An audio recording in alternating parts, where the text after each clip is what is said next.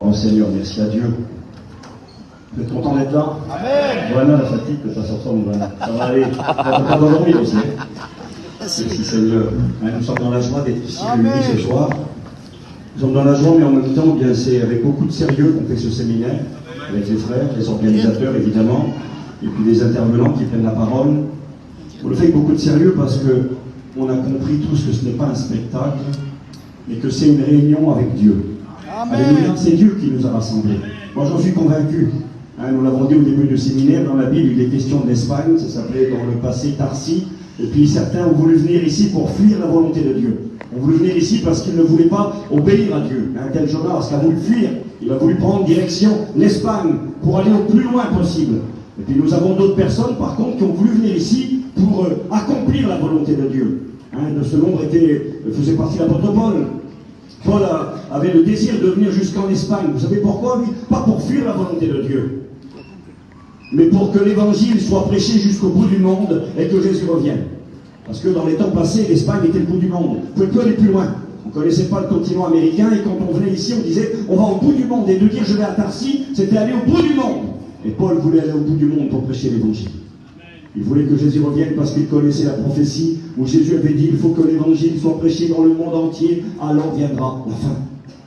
Alors nous on est ici pas pour fuir la volonté de Dieu, mais on est ici pour essayer d'accomplir la volonté de Dieu. Amen. Et si Paul voulait venir jusqu'ici pour que l'évangile soit propagé dans le monde entier et que Jésus revienne, il n'a pas eu le privilège de vivre cette époque-là, eh bien nous vivons cette époque-là. Aujourd'hui l'évangile est prêché dans le monde entier, nous l'avons compris pas seulement jusqu'en Espagne, mais les continents du monde entier sont au bénéfice de l'évangile. La parole est propagée dans toutes les langues, à travers les moyens modernes, les technologies, à travers Internet. La parole de Dieu parcourt le monde, et celui qui doit venir arrive. Et donc ce soir, eh bien, j'aimerais m'entretenir avec vous. Alors, je vais vous dire quelque chose. Ça ne s'est pas fait du tout comme ça pendant tout le séminaire, et ça ne se fera plus comme ça. Ce que je fais ce soir, c'est un message qui est un peu plus technique, un peu plus parfois difficile à assimiler, à comprendre, mais nos réunions ne se passent pas comme ça. Toutes nos réunions qu'on a eues avec mes frères qui sont là, avec Abraham, avec hier soir Kevin, avec Guana, eh bien on essaye et c'est ce que nous voulons et encore ce soir je le veux. Ce sera peut-être différent, on verra que Dieu dirige toutes choses. Ça a été des réunions où on a passé du temps devant Dieu. Ça a été du temps où on a permis à Dieu par le Saint-Esprit de marquer nos cœurs. Vous savez, on peut se souvenir de certaines prédications, de certaines réunions. On peut parfois être épaté d'une réunion, dire maman c'était intéressant, c'était beau, où est-ce qu'il a été chercher ça? Et puis ça en reste là, et c'est bien, ça a touché notre cerveau, et puis c'est fini. Et nous avons besoin, et nous l'avons compris bien plus que cela, nous avons besoin que nos réunions, et quelles qu'elles soient, dans un séminaire, dans un chapiteau, autour d'un feu, dans une salle de réunion, nous avons besoin que nos réunions, le Saint-Esprit prenne le relais, et puis que ça imprègne nos cœurs, que ça marque nos cœurs, et quelque chose qui dure. Comme l'a rappelé nos frères dans son témoignage. Pas quelque chose qui font comme neige au soleil 2 heures après. Alors ce soir, bien sûr, je ne dis pas que ça va pas être le cas, que Dieu fasse que ce soit le cas. Maintenant, j'aimerais vous parler de ce qui se passe aujourd'hui dans le monde à la lumière de l'Écriture. Et ça, c'est important. Important de mettre le frein à main. Quand je suis venu ici au séminaire, comme tous mes frères prédicateurs, eh bien, j'ai voulu que Dieu me parle pour vous parler.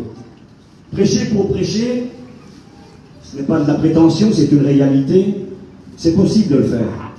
Quand les années s'accumulent et puis que le temps passe, moi j'ai pas 1000 ans de ministère, mais j'ai quelques années derrière moi, j'ai accumulé des messages, j'ai accumulé une compréhension de l'Écriture. Comme mes copains, ils voient plus que moi, ça fait plus de 40 ans qu'ils prêchent l'Évangile. Et on pouvait venir ici les mains dans les poches, voilà.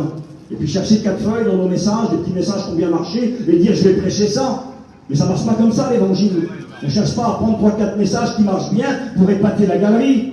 On cherche à être animé d'un mot de Dieu, afin que ce mot de Dieu produise la vie. Alors mes copains comme moi, bien j'ai voulu, puis Dieu m'a réveillé 2 jours avant de venir, dans mon lit le soir, j'étais réveillé, lucide, et puis ces mots sont venus très forts dans mon cœur, avec le verset et les histoires qu'elle a avec. Dieu me disait, fragile, stop et arrêtez. Et puis il m'a donné des histoires, et on a commencé, nous, un premier séminaire, et on a besoin plus que jamais d'avoir Jésus dans nos foyers, si on veut que ça dure. Le petit foyer de Cana avait fait le bon choix, j'en ai parlé les jours passés.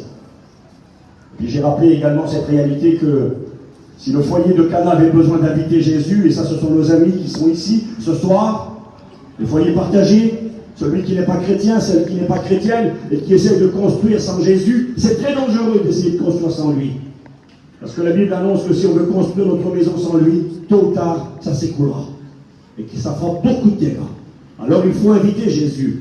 Mais j'ai aussi rappelé à ceux qui étaient présents que si nous l'avions un jour invité pour la majorité d'entre nous, il fallait faire aujourd'hui attention plus que jamais à ne pas perdre Jésus.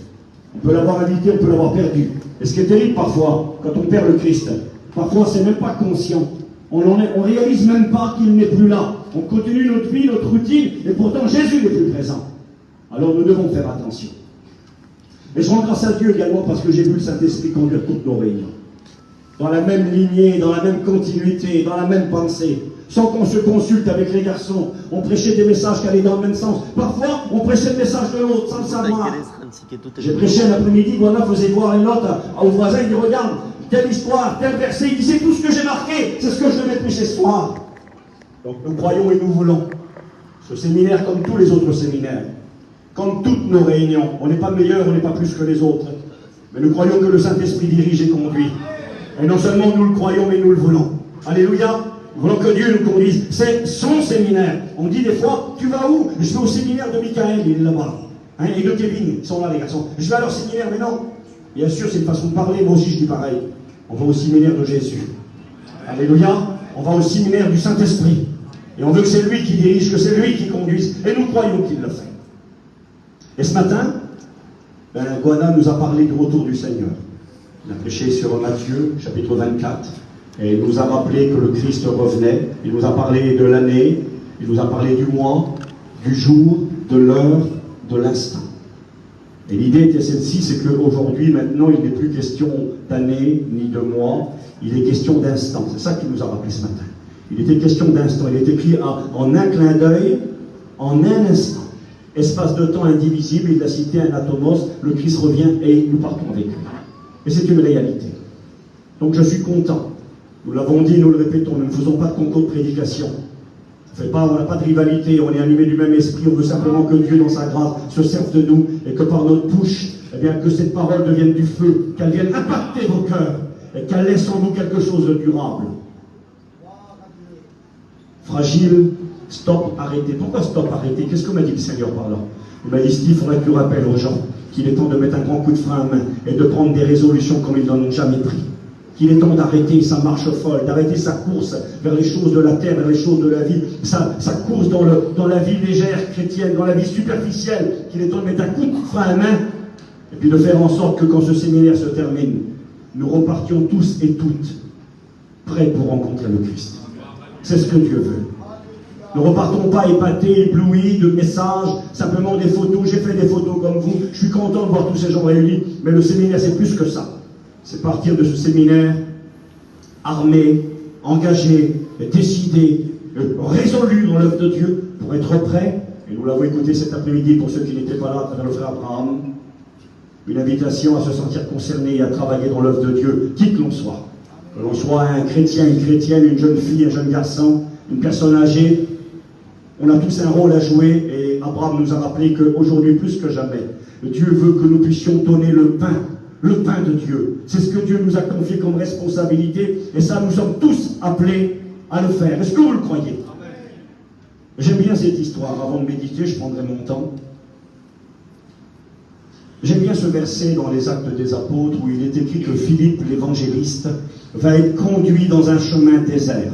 C'est extraordinaire parce qu'il est en train de prêcher l'évangile dans la ville de Samarie, et puis là il y a des conversions, il y a des baptêmes, certainement des dizaines, peut-être même des centaines de personnes se convertissent, il y a des miracles, il y a des baptêmes, et il y a une petite œuvre qui se montre, et puis il aurait pu dire, mais je reste là.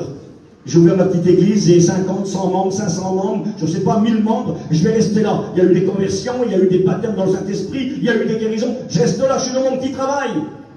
Il était capable de descendre et de donner son pain et de voir des multitudes se tourner vers Dieu. Et à un moment donné, le Seigneur lui dit, bon ben écoute Samarie, stop, maintenant c'est fini, maintenant tu pars dans le chemin qui est désert là-bas. Tu vas aller t'occuper d'une âme. Comment ça? J'ai ma petite église, j'ai plein de monde. Va là-bas, c'est là-bas que je te veux. Et je ne rentre pas dans les détails. Il va là-bas sur le chemin qui est désert, qui mène à Gaza. Il voit, on appelle ça une caravane, c'est-à-dire des personnes qui se déplacent à dos de chevaux, à dos d'animaux, et avec des gens importants. Il y a là un ministre de la reine d'Éthiopie, la reine Candace, et ce ministre est en train d'avancer. Il est en train de lire la parole de Dieu à haute voix. C'est beau, ça, il lit la Bible. Il lit le prophète Ésaïe. Et il ne comprend pas ce qu'il est en train de lire. Et puis là, c'est à ce moment précisément que Dieu conduit Philippe l'évangéliste sur le chemin de cet homme. Et là, pendant qu'il passe à côté, il écoute un homme lire la Bible, que c'est beau. Il écoute lire la parole de Dieu. Et puis nous savons qu'il va s'arrêter, il va lui parler, lui dire, comprends-tu ce que tu lis? Si personne ne m'explique, comment le pourrais-je? Et là, il va le faire monter dans son char. Et puis Philippe va l'évangéliser, lui parler de Jésus mort et ressuscité. Il va lui parler du baptême d'eau. Il va lui enseigner la parole de Dieu en quelques minutes. Et puis à un moment donné, il est écrit que le ministre va dire, voici de l'eau, qu'est-ce qui empêche que je sois baptisé? Philippe de lui répondre, si tu crois de tout ton cœur, cela est possible. Steve, qu'est-ce que ça va le retour du Seigneur? Écoutez bien 2 secondes. Et puis il est écrit qu'ils vont descendre dans l'eau tous les deux. Et puis Philippe va prendre l'Éthiopien, il va le baptiser dans l'eau. Et quand ils sortent de l'eau, tous les deux, ils sont tout mouillés, Seigneur, que Dieu fasse. Quand ils sortent de l'eau, tous les deux, il est écrit que l'Esprit de Dieu va enlever Philippe. Et le mot qui est utilisé là, c'est le mot harpazo, arracher avec force quelqu'un pour le placer en sécurité. Il est écrit qu'il va être enlevé de cet endroit et qu'il va être déposé par le Saint-Esprit à Azote. Et Azote, ça signifie la forteresse. Il va être enlevé et placé dans la forteresse. Et c'est le même mot qui est utilisé pour l'enlèvement de l'Église. C'était un temps de persécution, écoutez-moi, c'était un temps de persécution, l'Église était persécutée. C'est la raison pour laquelle Philippe est parti là-bas à Samarie prêcher l'Évangile. Et puis ensuite qu'il va là sur le chemin qui est désert, à Gaza, il annonce la parole de Dieu. Et au moment où il est en train de faire son dernier baptême, enfin son baptême à ce moment-là, donc il le baptise dans l'eau, il le sort de l'eau, et là le Saint-Esprit l'enlève. Et il connaît un enlèvement. Et je crois que on pourrait s'attarder sur le mot harpazo, il est riche, il y a plein d'exemples bibliques extraordinaires, mais j'aime bien celui-ci parce que quelque part le Saint-Esprit est en train de vous dire à vous et à moi que c'est de cette manière-là qu'il veut nous enlever quand Jésus reviendra. Il ne veut pas nous enlever qu'on est sur un toit en train de changer des tuiles, en train de peindre une maison, en train de vendre une voiture. Il voudrait nous enlever, on vient de faire un baptême. Tu n'as pas la beauté, tu viens de faire ton petit baptême, et Jésus part. Et puis le baptisé vient avec toi, tant qu'à faire. Et tu pars au ciel. C'est ce que Jésus veut de vous et moi. Il veut qu'on s'occupe des affaires de notre Père. Il veut qu'on soit intéressé par l'œuvre de Dieu. Il veut qu'on parte au moment où il reviendra en train de nous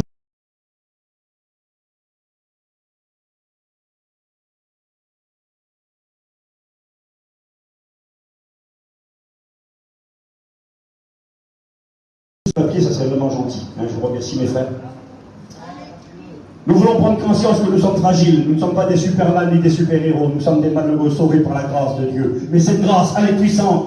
Et cette grâce fait de nous des héros. Nous, on n'est pas des héros. Mais par la grâce que Dieu nous fait, par la capacité qu'il nous donne, ils nous rendent capables de faire des exploits. Alléluia.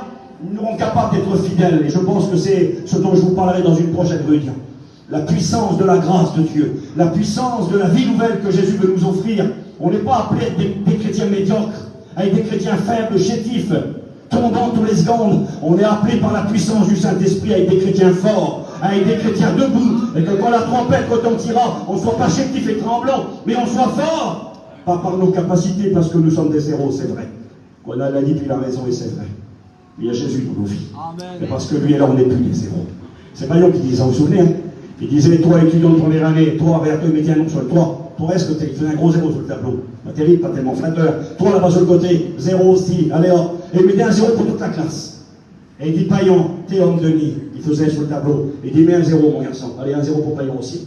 Et vous voyez, il dit, on est tous à zéro. Il dit, qu'est-ce que ça vaut? Ça vaut zéro. Il dit, attendez maintenant. Écrivez devant, numéro 1. Il dit, c'est Jésus. Mettez Jésus devant. Il dit, voyez tous les zéros qu'on est. Ça fait des milliards. Il dit, ça fait le poids. On a de l'importance, on a de la valeur. Et c'est ce que nous voulons, vous et moi. Nous voulons mettre Jésus devant nous. Et parce qu'il est devant nous, on va s'en sortir. On va y arriver. On va partir, on sera prêt quand le moment viendra. Et nous croyons que le moment est imminent. Que Dieu soit béni et que Dieu soit glorifié. Je voulais vous dire que c'est sérieux. Vous l'avez compris, vous le savez. On n'est pas en train de plaisanter, ce n'est pas un jeu. On voudrait vraiment... Merci. En plus, la table d'avant est un plus grande, non? C'est un couscous aussi en plus. Plaisir. Hein? Merci Kevin, c'est gentil. Je plaisante avec vous, mais dans mon cœur, si vous sauriez comment je suis sérieux. Si vous sauriez comment je considère que tout ce qui se passe autour de nous, ça a été dit plusieurs fois dans le séminaire. On n'est pas négatif, on n'est pas pessimiste, on est réaliste. Mes frères ont dit plusieurs fois que c'est peut-être le dernier séminaire. Vous savez que c'est vrai ça. Est-ce que vous êtes sûr qu'on aura un séminaire l'année prochaine? On peut avoir des projets. C'est Martin Luther qui a dit ceci, ce grand réformateur qui a amené un retour à la parole de Dieu, un retour à la Bible. Quand il parlait du retour de Jésus et qu'on lui demandait si Jésus reviendrait demain, qu'est-ce que vous feriez? Martin Luther répondait, je planterai un arbre. Planter un arbre, Jésus revient demain, à quoi ça va servir, tu ne le verras jamais grandir. C'était une manière de dire, je crois au retour de Jésus-Christ, mais je veux travailler pour lui. Être prêt comme s'il venait aujourd'hui, travailler pour lui comme s'il reviendrait dans 1000 ans. Faire des projets pour Dieu, c'est bien, nous en avons. Moi j'ai des projets, vous en avez. Il faut avoir des projets pour Dieu. On a assez de projets pour la terre, assez de projets pour les choses de la vie. Ayons des projets pour Dieu. Mais maintenant, soyons conscients, avec beaucoup de réalité, que demain n'est pas sûr d'arriver. Non seulement parce qu'on peut être emporté, parce que nous ne sommes rien, parce que nous ne sommes pas sûrs que la réunion se terminera et que nous serons tout le temps là. Je vous fais une petite confidence à l'instant. Guana a dit tout à l'heure que ça c'est beau de prêcher l'évangile, de mourir en prêchant l'évangile. Ben, c'est mon souhait, Guana. Si le Seigneur devrait avoir cette patience encore un peu, j'aimerais cela. Je connais un serviteur de Dieu, c'était le premier pasteur de la mission, je l'ai connu. Il est mort en prêchant la parole de Dieu. Quelle mort, quelle gloire. En prêchant l'évangile, il est tombé sur le côté, et ma tante me disait, c'est comme si des anges l'avaient porté, il s'est posé tout doucement sur le sang. Ben, que Dieu fasse. Même qu'on tombe fort ou pas fort, c'est pas grave, mais partir, quitter cette terre par la mort ou l'enlèvement en travaillant pour le Christ. Donc, nous ne savons pas ce que nous réserve l'avenir aux uns comme aux autres. Mais nous savons avec assurance que celui qui doit venir va arriver. Alors Guana avait raison encore une fois. Ce matin, il a rappelé que personne ne connaît le jour et l'heure. Et je n'ai pas la prétention, évidemment, de connaître le jour et l'heure, moi non plus. Personne ne le sait. Ça appartient à cette autorité à Dieu le Père. C'est vrai. Mais maintenant, entre ne pas connaître le jour et l'heure exacte du retour de Jésus-Christ et ne rien savoir de son retour, ce sont deux choses complètement différentes. L'apôtre Paul dira dans 1 Thessaloniciens, chapitre 5, que nous, les chrétiens, nous ne sommes pas des ténèbres. Pour que ce jour nous surprenne comme un voleur, nous sommes des enfants de la lumière. Ouais, la venue du Christ comme un voleur, un moment inattendu, une surprise. Et en plus, une mauvaise surprise. Parce que quand un voleur vient chez toi, c'est pas un cadeau. Hein. Le voleur, il vient pas pour faire du bien. Il vient pas pour donner, il vient pour prendre. Le voleur ne vient que pour dérober, égorger, détruire. Casse tout, il prend tout. Alors ça, c'est comme ça que le monde va percevoir la venue du Christ. Un moment inattendu. Ça sera pour le monde, écoutez-moi bien, la grande catastrophe. Pire qu'une guerre nucléaire. Des millions d'hommes et de femmes vont disparaître de la terre. Mais où sont-ils passés? Un vol. Il y a des maris qui resteront et qui vivront l'enlèvement comme un préjudice. Où est ma femme? Où sont mes enfants? Jésus les a pris. On m'a volé ce qui m'appartenait. Ça a perçu comme un vol, un moment inattendu. Et une grande catastrophe. Parce que l'enlèvement de l'Église ouvrira la porte à des événements terribles dont je vais vous parler ce soir. La dernière prophétie que les gens doivent attendre pour voir l'accomplissement du livre de l'Apocalypse devant leurs yeux, c'est l'enlèvement de l'Église. C'est la dernière, il n'y a plus que ça. On va le voir ensemble ce soir. Que Dieu soit glorifié et que Dieu soit béni. On va lire ensemble le livre de l'Apocalypse en partie, une partie de ce livre. Pour beaucoup, quand on parle de ce livre, eh bien, ça fait peur. D'ailleurs, c'est le mot utilisé régulièrement à travers les médias, les informations. Quand on parle d'Apocalypse, le président Biden en a parlé encore 3-4 jours en arrière. Il a parlé de l'Apocalypse nucléaire. Les gens ont peur. Apocalypse, c'est jugement, catastrophe, épreuve, fin du monde. Oui, il y a ça dans l'Apocalypse. Il n'y a pas que ça dans l'Apocalypse. Hein. Dans l'Apocalypse, il y a de la joie. Oui. C'est marqué 7 fois heureux dans l'Apocalypse, les béatitudes de l'Apocalypse. D'ailleurs, ça commence comme ça, l'Apocalypse. Je vous le dis tout de suite, regardez. Apocalypse 1, verset 1. Révélation, c'est ce que signifie le mot. Apocalypse ne veut pas dire catastrophe, ça veut dire révélation. C'est-à-dire manifestation de ce qui est caché. C'est-à-dire on ne sait pas, on n'est pas au courant, mais Dieu nous révèle, Dieu nous fait connaître. C'est ce que ça veut dire, Apocalypse. Révélation de Jésus-Christ que Dieu lui a donné. C'est Dieu qui a donné à Jésus l'Apocalypse, c'est marqué comme ça. Révélation de Jésus que Dieu lui a donné. Pour faire quoi? Pour montrer à ses serviteurs. Oui, l'Apocalypse, c'est un message premièrement pour les enfants de Dieu, pour les serviteurs et les servantes du Seigneur. Je le dis parce que parfois certains, je l'ai écouté, certains disent, moi je ne lis pas l'Apocalypse, ça ne sert à rien. Je connais même un pasteur, un ami à moi, c'est mon ami, je l'aime de tout mon cœur, et puis il fait ce qu'il veut à la limite. Il dit, lui, puis quelque part, avec une certaine, on va dire une fierté, mais un certain contentement, il dit, moi j'ai jamais lu l'Apocalypse. Et une manière presque de dire, ça ne sert à rien de lire ce livre-là. Ben, je crois que si ça ne sert à rien, Dieu ne l'aurait pas donné. Non? Ben, on disait, nous voulons la Bible tout entière, avec le Christ tout entier. Alors, il faut lire la Bible avec beaucoup d'humilité, toute la Bible, et en particulier le livre de l'Apocalypse. Méfiez-vous de celui qui a la réponse à tout, de celui qui connaît tout, de celui qui peut tout expliquer, parce que c'est pas vrai. Dans l'Apocalypse, on ne comprend pas tout. Il faut être humble. Il y a des choses, on peut penser que ça veut dire ça. D'autres, on est plus réservé. D'autres, on est affirmatif. Mais nous comprenons le message principal de ce livre et on va le méditer un petit peu ce soir. Révélation de Jésus-Christ que Dieu lui a donnée pour montrer à ses serviteurs les choses qui doivent arriver bientôt. Le mot bientôt, c'est le même mot que Jésus a utilisé à multiples reprises quand il a dit « je viens bientôt, je viens bientôt, je viens bientôt ». Quand Jésus a dit « je viens bientôt », il n'a pas dit « je viens dans 3 jours ». Des fois on dit à quelqu'un « allez, on se voit bientôt ». Ça veut dire on se voit dans pas longtemps, dans 15 jours, dans 1 semaine. Si tu le vois dans 1 an, dans 2 ans, tu ne dis pas bientôt.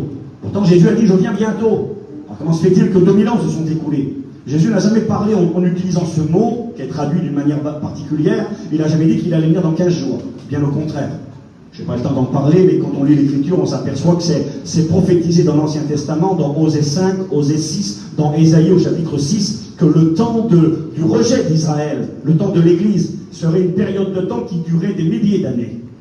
Et même il est question de 2000 ans. Osée est précis. Je vous rendrai la vie dans 2 jours et le 3e jour vous vivrez devant moi. Le psaume 90 nous rappelle qu'un jour devant Dieu est comme 1000 ans. Il fallait qu'Israël soit dispersé, il fallait qu'ils aillent parmi les nations, il fallait que le pays d'Israël soit complètement détruit, ravagé.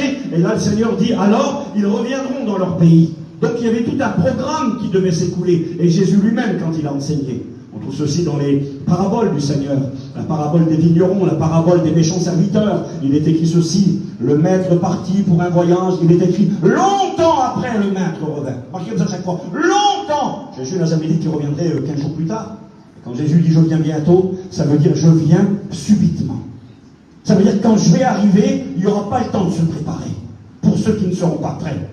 Hein, le mot utilisé, c'est le mot takos qui signifie à grande vitesse. Subitement, promptement. Ça veut dire que si Jésus revient là tout de suite à l'instant, nous l'avons écouté ce matin, ça se fait en un clin d'œil, un claquement de doigts et on disparaît. Donc il faut être prêt pour l'échéance. Quand les prophéties s'accomplissent, le train s'accélère et quand l'enlèvement de l'Église aura lieu, ça se fera à grande vitesse et alors arriveront ce que la Bible annonce subitement. C'est ce qui est écrit.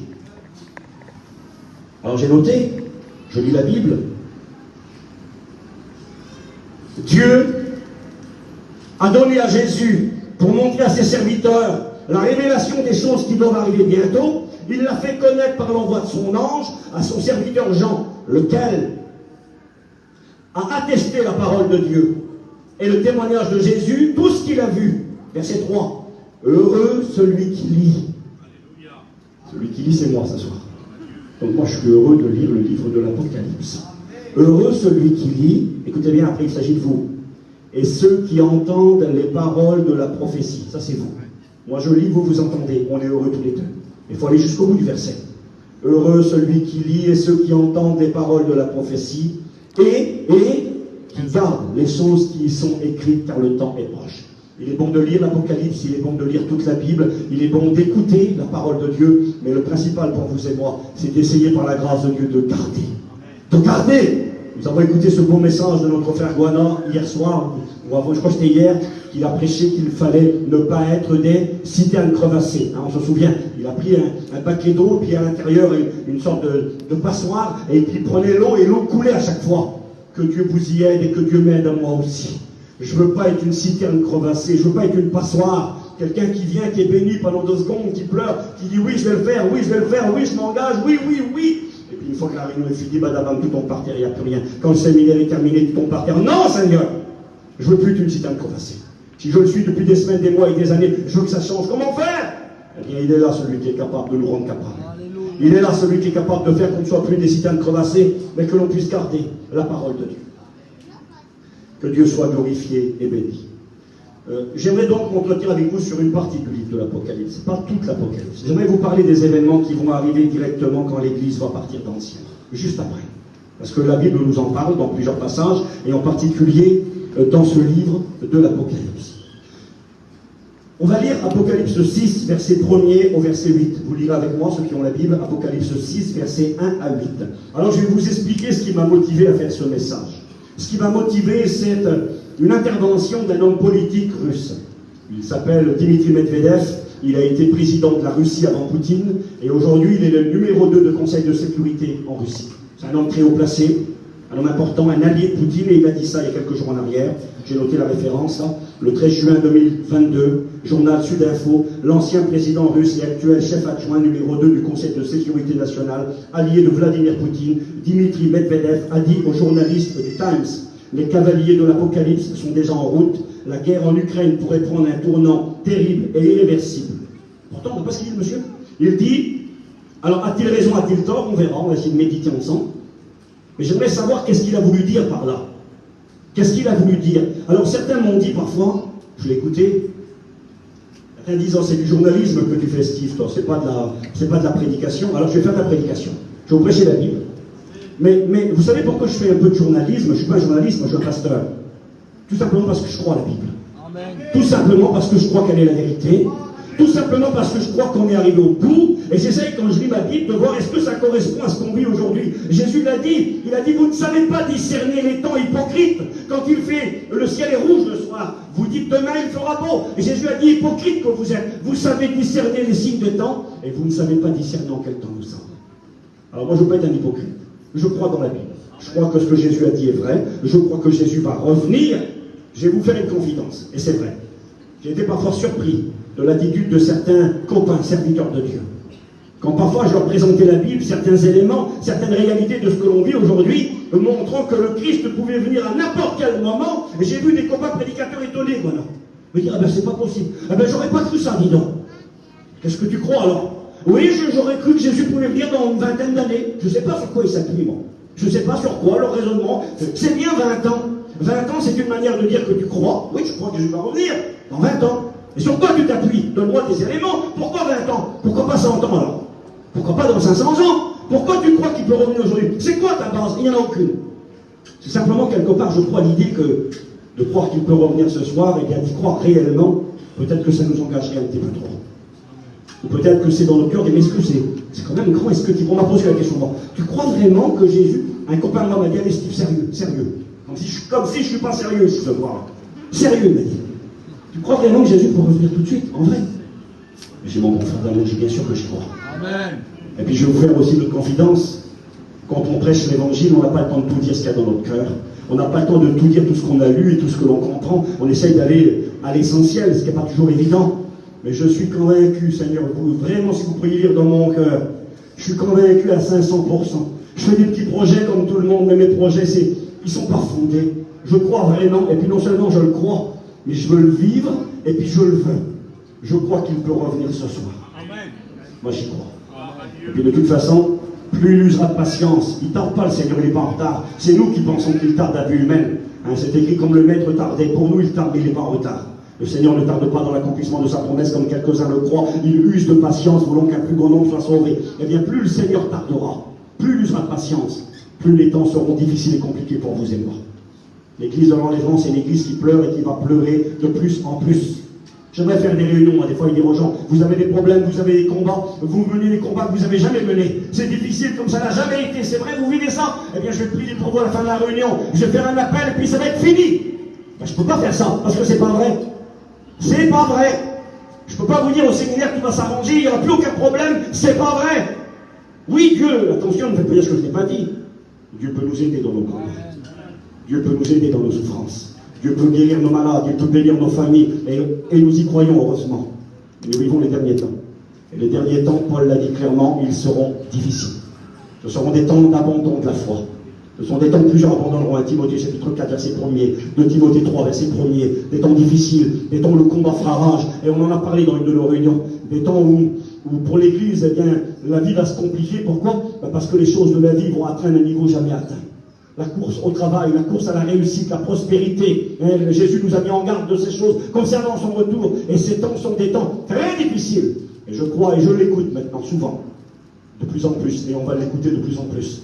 On écoute des chrétiens qui disent, à voix haute ou à voix basse, parfois en pleurant, dire, Seigneur, viens nous chercher. Amen. Seigneur, on n'a plus rien à attendre. L'illusion est tombée, on y a cru pendant un temps. À 30 ans, 40 ans, la vie n'était pas facile pour la majorité des gens. Et puis il y a eu un mieux, il y a eu un progrès matériel, il y a eu une certaine réussite pour bien des personnes. Et on a cru pendant un moment que c'était mieux. Il y a eu même un temps, il y a 20 ans en arrière peut-être, où les gens disaient, Jésus va revenir, s'il vient c'est bien, voilà. S'il vient c'est bien, on va y aller, parce qu'on n'a pas le choix, on va aller avec lui. Mais en fin de compte, on n'est pas si mal que ça. Il y a 20 ans en arrière, on pensait ça. On n'est pas si mal que ça. On réussit, on prospère, on a acheté un camion, une auto, un camping, un terrain, 2 terrains, une maison. Moi, j'ai rien contre personne, que Dieu vous bénisse. Mais juste pour dire, il y a eu un mieux, il y a eu une amélioration, et quelque part, eh bien, on l'aimait cette terre et on s'y accrochait fortement. Aujourd'hui, l'illusion est tombée. Les gens ont eu des terrains, ils ont eu des camions, des campings, des affaires, et ils se rendent compte que c'est vivant. Ils se rendent compte que les combats de la vie, les problèmes, les maladies, les deuils, les souffrances, et puis toutes les difficultés que l'on rencontre, l'iniquité qui s'accroît, ils se sont rendus compte que tout ça c'est vivant et qu'une chose compte seulement, c'est qu'ils viennent nous chercher. Notre cœur est dans le ciel maintenant. On veut qu'il revienne. Alors on va lire ensemble, si vous le voulez bien, dans le livre de l'Apocalypse au chapitre 6. Je vais vous lire le verset 1er. Je regardais quand l'agneau ouvrit l'un des 7 sceaux et j'entendis l'un des 4 êtres vivants qui disait comme d'une voix de tonnerre, viens. Je regardais et voici parut un cheval blanc. Celui qui le montait avait un arc, une couronne lui fut donnée. Il partit en vainqueur et pour vaincre. C'est de ces cavaliers dont parlait M. Medvedev quand il lisait les cavaliers de l'Apocalypse sont en route. Ils sont au nombre de 4. Et donc je vais lire la description dans l'Écriture. Je ne pense pas que j'aurai le temps de donner en détail des explications de plein de choses, mais je vais essayer d'aller à l'essentiel. Alors le premier cavalier, je regardais, voici parut un cheval blanc, celui qui le montait avait un arc, une couronne lui fut donnée, il partit en vainqueur et pour vaincre. Quand il ouvrit le second sceau, j'entendis le second être vivant qui disait viens, et il sortit un autre cheval, roux. Celui qui le montait reçut le pouvoir d'enlever la paix de la terre afin que les hommes s'égorgent les uns les autres, et une grande épée lui fut donnée. Quand il ouvrit le troisième sceau, j'entendis le troisième être vivant qui disait « Viens ». Je regardais et voici parut un cheval noir. Celui qui le montait tenait une balance dans sa main. Et j'entendis au milieu des 4 êtres vivants une voix qui disait « Une mesure de blé pour un denier et 3 mesures d'orge pour un denier. Mais ne fais point de mal à l'huile et au vin ». Quand il ouvrit le 4e sceau, j'entendis la voix du 4e être vivant qui disait « Viens ». Je regardais et voici parut un cheval d'une couleur pâle, verdâtre. Celui qui le montait se nommait la mort, et le séjour des morts l'accompagnait. Le pouvoir leur fut donné aux 4 cavaliers, sur le quart de la terre, pour faire mourir les hommes par l'épée, par la famine, par la mortalité et par les bêtes sauvages de la terre. Amen. C'est une lecture qui peut paraître énigmatique. Il y a des choses qui sont assez simples, je le crois, et d'autres sont bien plus compliquées. La Bible nous enseigne, c'est Jésus qui révèle ces choses à l'apôtre Jean, et Jean le met par écrit. Il enseigne des événements qui vont arriver à la fin des temps. Et là, il décrit ces événements à travers 4 personnages, 4 cavaliers, des personnages montés sur des chevaux. Chaque cheval a une couleur particulière. Chaque cavalier est accompagné d'une arme. Le premier a un arc, le deuxième une épée. C'est des armes, ça. Le troisième a une balance. Une drôle d'arme, ça. Et le 4e, il est accompagné du séjour des morts. Et ces 4 cavaliers vont semer la zizanie, la terreur, le cauchemar sur la terre. La Bible précise, nous l'avons lu, il leur fut donné le pouvoir de faire mourir un quart de l'humanité. Et aujourd'hui, si ces événements devraient s'accomplir dans un avenir proche, un quart de l'humanité aujourd'hui, c'est 2 milliards de personnes. Nous sommes à peu près 8 milliards d'individus sur la terre. Ces 4 cavaliers vont faire mourir, selon les dires de la Bible, un quart de l'humanité. 2 milliards de morts du jamais vu. La Deuxième Guerre mondiale a laissé derrière elle 70 millions de victimes. La Première Guerre mondiale a laissé entre 17 et 20 millions de victimes. Une grande épidémie a frappé le monde juste après la Première Guerre en 1917-1918. C'était la fameuse grippe espagnole. 100 millions de morts. 100 millions de morts. La Bible nous parle de 2 milliards de morts. Et ça ne sera que le début des jugements. Vous savez, je crois que si la Bible, et si Dieu a jugé bon de nous laisser ces informations, ce n'est pas pour faire peur, mais c'est au contraire pour nous sensibiliser, pour nous donner à prendre conscience du sérieux de ces choses. Je ne sais pas, Dieu me révélerait que ce soir, le bâtiment ici va s'écrouler, et bien que tout serait détruit, et Dieu me dirait, avertis-les, il faut quitter l'immeuble. Mais je ne vais pas vous laisser ici, je devrais vous dire, il faut partir, parce qu'il y a une catastrophe qui va arriver. C'est arrivé à mes amis un jour, un serviteur de Dieu. Il était dans un magasin, le pasteur d'Angers, il était dans un magasin pour faire quelques petites commissions, et puis à un moment donné, le Saint-Esprit lui a parlé. Et il lui a dit, Mimi, sors du magasin tout de suite. Il lui a dit, qu'est-ce qu'il y a? Il n'a rien compris. Qu'est-ce qui se passe? Je suis fou, quoi.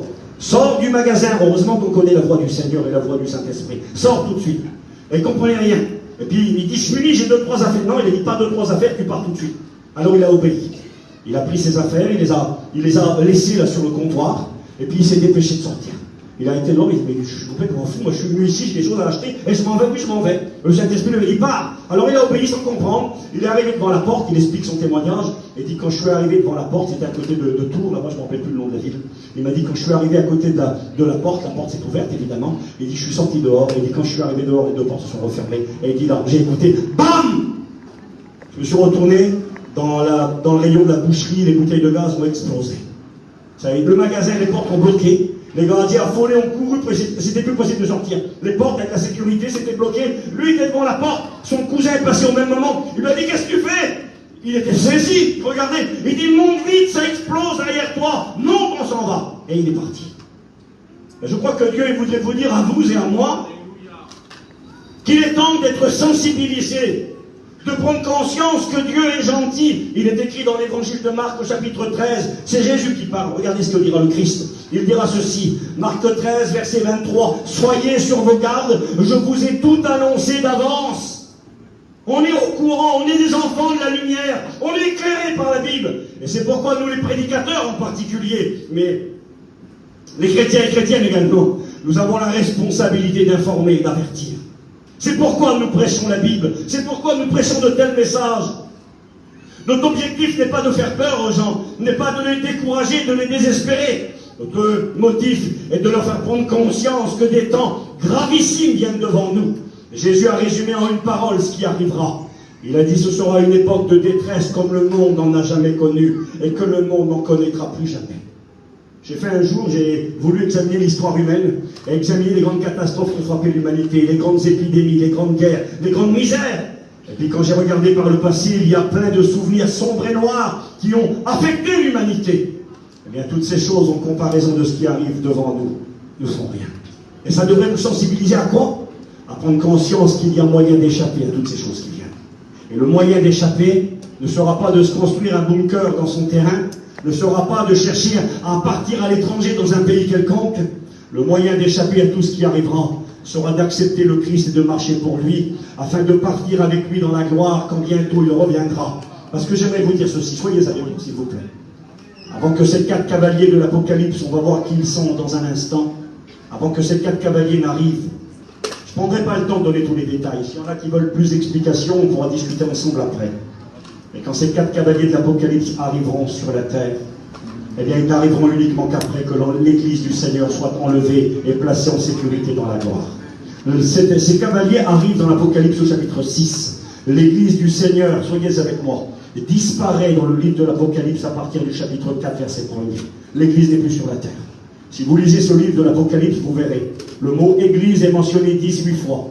Il est mentionné 3 fois au chapitre 1er. 9 fois au chapitre 2, 6 fois au chapitre 3. Et ensuite, vous le retrouvez une dernière fois au chapitre 22. Mais dans tous les chapitres qui sont là à partir du chapitre 4, le mot Église n'est plus mentionné. Et tous les experts de la Bible qui lisent l'Écriture sont arrivés à s'interroger et dire, mais pourquoi? Pourquoi c'est écrit Église, Église, Église, Église, Église, 18 fois en 3 petits chapitres, et après il n'y a plus une fois le mot Église écrit? La simple et bonne raison est celle-ci. C'est qu'à partir du chapitre 4, l'Église n'est plus sur la terre, elle est dans le ciel. L'Église est dans la gloire. Elle est heureuse, elle est consolée, elle est avec le Christ. C'est après uniquement que les jugements ne commencent. Et la deuxième chose que j'aurais voulu vous dire aussi, avant de vous parler de ces 4 cavaliers en détail, c'est que celui qui leur donnera, écoutez-moi bien, celui qui leur donnera le feu vert pour venir, Dimitri Medvedev, il dit qu'ils viennent, c'est possible. Il y a celui qui leur donnera le feu vert pour qu'ils viennent, écoutez-moi bien. Ce n'est pas Vladimir Poutine, ce n'est pas Joe Biden, ce n'est pas Emmanuel Macron, les hommes politiques aussi puissants soient-ils, ce n'est pas eux qui commandent. Celui qui commande, celui qui donnera le feu vert, qui appuiera sur le bouton, il s'appelle Jésus. C'est Jésus qui donnera le feu vert. C'est écrit, nous l'avons lu, Apocalypse verset 1er, l'agneau a brisé le sceau, et le cavalier est venu. Il ne pourra pas venir tant qu'il n'a pas le feu vert. Et pour nous, c'est une sécurité. De savoir que celui qui tient le contrôle de l'humanité dans sa main, c'est Christ. C'est lui qui commande. Ce n'est pas les hommes politiques, aussi puissants soient-ils, c'est lui qui a le pouvoir, c'est lui qui a l'autorité, c'est lui qui donnera le feu vert. Et il ne donnera le feu vert que uniquement après qu'il aura pris ceux et celles qui l'ont aimé et cru en lui, qu'il les aura placés en sécurité, et ensuite il les laissera venir. Alléluia. Le premier cavalier, qui est-il? Il est le premier et il est le plus embêtant. Il est le plus compliqué à expliquer si on regarde comme ça, rapidement. Il y en a même qui ont eu l'interprétation, l'explication, disant que le premier cavalier était une bénédiction. C'est marqué comme ça. Quand il ouvrit, je regardais et voici parut un cheval blanc. Blanc, c'est quoi un cheval blanc? Le blanc, ça représente la sainteté, la pureté, la paix. C'est ce que ça représente. Sainteté, pureté, paix, et ça représente même le christianisme. Aujourd'hui, ceux qui, dans les grandes dénominations chrétiennes, se présentent, ils sont souvent habillés de blanc. Les véhicules sont des véhicules blancs. C'est le symbole du christianisme, de la sainteté, de la pureté, de Jésus même. N'est-il pas écrit que quand Jésus reviendra, il sera monté sur un cheval blanc? Et certains, quand ils ont lu ça, ils ont dit, ben c'est Jésus ça. Et je regardais, voici parmi un cheval blanc. Celui qui le monte, il a un arc, il a une couronne. Il a une couronne, c'est un roi. Mais Jésus est roi. Il a une couronne. Et il part en vainqueur et pour vaincre. Ben c'est Jésus. C'est Jésus quand il va revenir sur le cheval blanc, la couronne, il est le roi et il va vaincre ses ennemis. Pas du tout. Au retour du Christ dans l'Apocalypse, c'est pas au chapitre 6, c'est au chapitre 22. Chapitre 19, l'Église est enlevée, chapitre 22, eh bien, chapitre 20, pardon, Jésus revient sur la terre et il est monté sur un cheval blanc. Il n'a pas une couronne, Jésus. Le mot utilisé, là, quand il est dit que ce personnage il a une couronne, c'est le mot Stéphanos. Il a une couronne. Et quand Jésus revient, le mot utilisé, c'est le mot diadémos, diadème. Et il n'en a pas qu'une, il en a plein de couronnes. Lui, il va avoir une autorité, il va régner, oui, c'est écrit. Mais Jésus, quand il revient, il n'a pas une couronne, il a plusieurs couronnes. Pourquoi? Parce qu'il est écrit que sur sa cuisse, c'est marqué un nom, roi des rois, seigneur des seigneurs. Il sera le roi des rois. Et puis Jésus n'a pas un arc comme arme. Il a une épée. Amen. Une épée sortira de sa poche. Donc ce personnage-là, c'est vrai. De prime abord, si on va vite, eh bien, on pourrait croire que c'est Jésus. Certains ont dit, ben non, c'est pas Jésus. Alors, d'accord. Et c'est qui? Ils ont dit ça, c'est la propagation de l'évangile.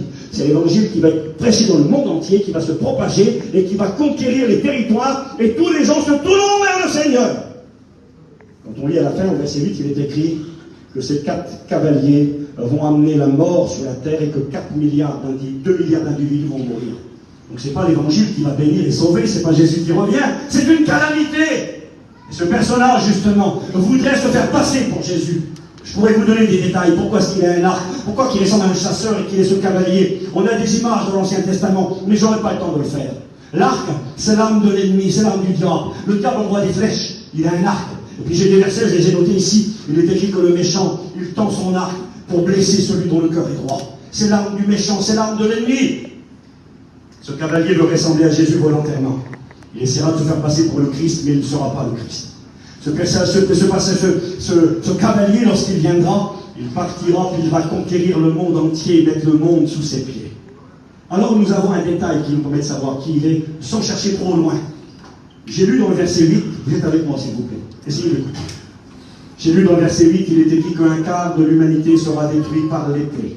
L'épée, c'est le deuxième cavalier. Il a une épée, c'est écrit, et que c'est une grande épée qui lui fut donnée, et il va enlever la paix de la terre, et les hommes vont s'égorger. Il a une épée, ok. Il est écrit qu'un quart des hommes mourront par l'épée, par la famine. C'est le troisième cavalier, ça. Le quatrième, il est écrit ceci. Il sera accompagné par la mortalité. Il y aura la mort sur un cheval, mais ce n'est pas la mort comme on l'imagine. La mort dont il est question, je vais venir avec vous dans 2 minutes, dans le verset 8, il dit un quart de l'humanité détruit par l'épée, par la famine, par la mortalité. C'est la mortalité, c'est pas la mort. Et c'est marqué, et par les bêtes sauvages de la terre. Et les 4 utilisations du verset 8 qui nous parlent de ce qui va détruire les hommes, l'épée, deuxième cavalier, la famine, troisième cavalier, la mortalité, quatrième, il en reste un, par les bêtes sauvages de la terre. Et ça, c'est le premier cavalier. Le premier cavalier, il est comparé à des bêtes sauvages. Alors certains sont interrogés et sont dit, mais c'est quoi ces bêtes sauvages là? Le premier cavalier monté sur un cheval blanc qui a un arc, c'est lui les bêtes sauvages. C'est lui qui va utiliser les bêtes sauvages. Mais c'est quoi ces bêtes sauvages? Alors certains ont imaginé que c'était des lions, des tigres, je sais pas, des panthères. Mais pas du tout.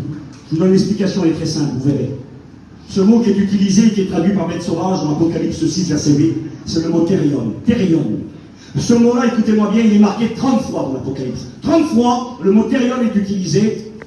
Et 29 fois, il est question de cette expression, la bête, quand il s'agit du système mondial qui va dominer le monde. Il est écrit la bête qui monte de la mer, thérion. La bête qui monte de la terre, thérion. La femme qui est assise sur la bête, Thérion. Et à chaque fois, le Thérion, ce sont des systèmes humains. Ce sont des hommes qui vont dominer le monde. On les appelle l'antéchrist et le faux prophète. Quand on parle de 29 fois, c'est marqué Thérion, Thérion, Thérion. Et puis là, c'est écrit dans l'Apocalypse 6.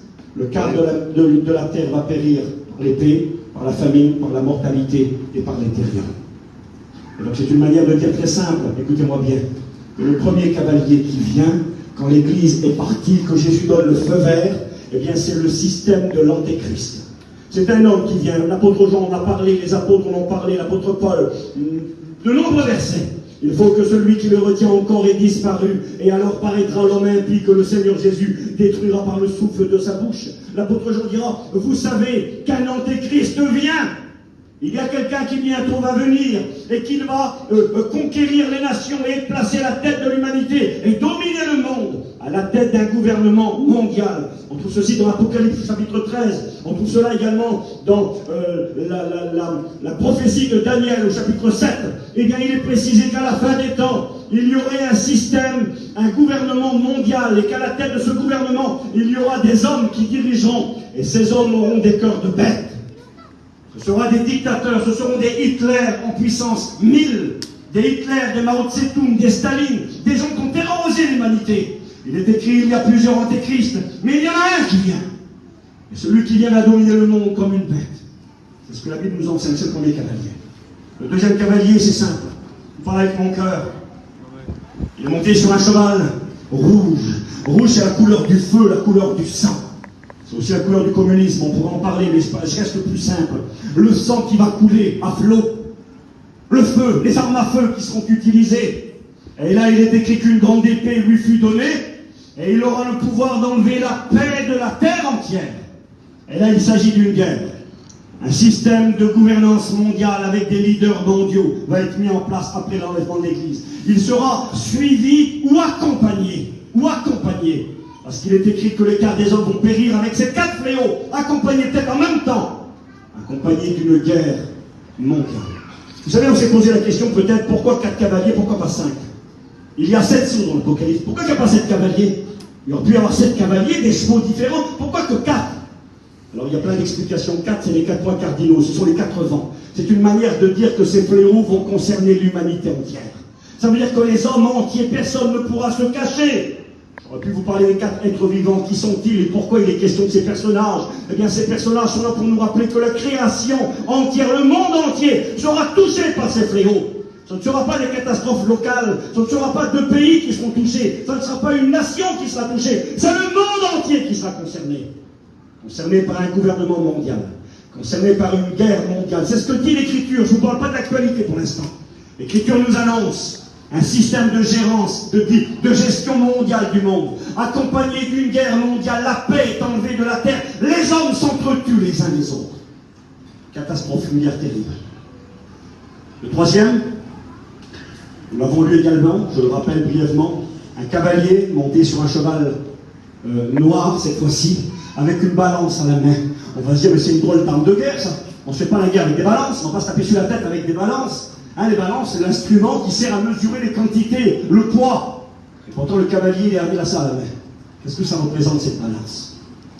Cette balance représente le commerce, le travail, le moyen de gagner sa vie. Autrefois, et encore aujourd'hui, lorsqu'on vendait quelque chose, on le vendait au poids. Quand vous achetez des pâtes, de la farine, du blé, du riz, c'est marqué dessus 250 grammes, 500 grammes. Alors on croit, on ne pèse pas, mais autrefois on pesait. On pesait ce qu'on achetait, les quantités, et on se faisait payer avec de l'argent, pas avec des billets.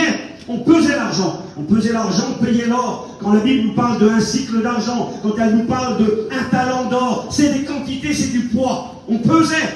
Et cet homme, ce personnage, pardon, qui a une balance à la main, qui est monté sur un cheval noir, c'est les ténèbres, c'est la nuit. Ce sont ces moments où on ne voit plus d'issue, c'est les ténèbres totales, on ne voit plus rien. On est dans la nuit, on n'a plus de repères. La Bible nous annonce une époque où les hommes n'auront plus de repères, ne verront plus aucune issue. Et il est écrit que le cavalier pousse un cri et il dit, une journée de travail, un denier c'était une journée de travail, une journée de travail pour 1 kilo de farine, une journée de travail pour 3 kilos d'orge, le blé des pauvres. Et puis c'est écrit, nous l'avons lu au verset 8, le troisième cavalier nous annonce un temps de famine, un temps de pénurie, un temps de crise alimentaire, un temps où l'argent ne vaudrait plus rien, la balance à la main, il n'y a plus rien, il n'y a plus de nourriture, il n'y a plus de blé, on cherche, il n'y a plus de solution. C'est ce que dit l'Écriture. Et je vais arriver à l'actualité là dans 5 minutes. Le 4e cavalier, on s'est posé des questions. Mais qui est-il? Il est dit qu'il s'appelle la mort. Il est monté sur un cheval vert, c'est marqué vert dans l'Écriture, le mot chlorus, vert.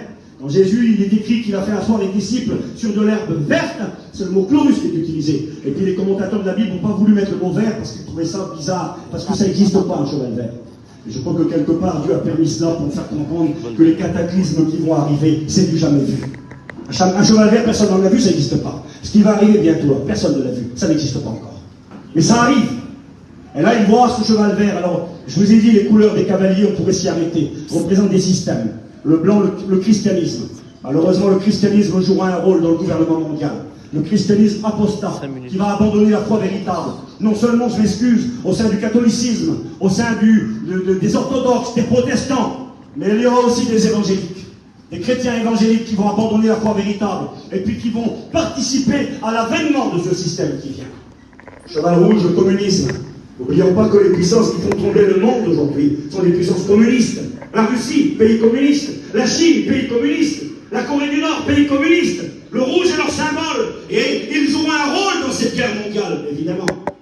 Puis, sans chercher les symboles dans l'Ancien Testament, Ézéchiel 38-39 nous précise les pays qui joueront un rôle dans une grande guerre à la fin des temps, et la Russie est mentionnée. Donc j'avance avec vous. Je vous l'ai dit, c'est pas le même genre de réunion qu'on a eu, et puis on n'en fera peut-être pas d'autres comme ça, mais c'était important d'en parler, je le dis. Et je vous remercie pour votre attention, c'est très sérieux. Le 4e cavalier est monté sur un cheval vert ou verdâtre. Et je crois et suis convaincu que cette couleur nous laisse comprendre qu'un système jouerait un rôle dans ces conflits finaux. Et la couleur verte aujourd'hui, et depuis bien des années maintenant, c'est la couleur de l'islam.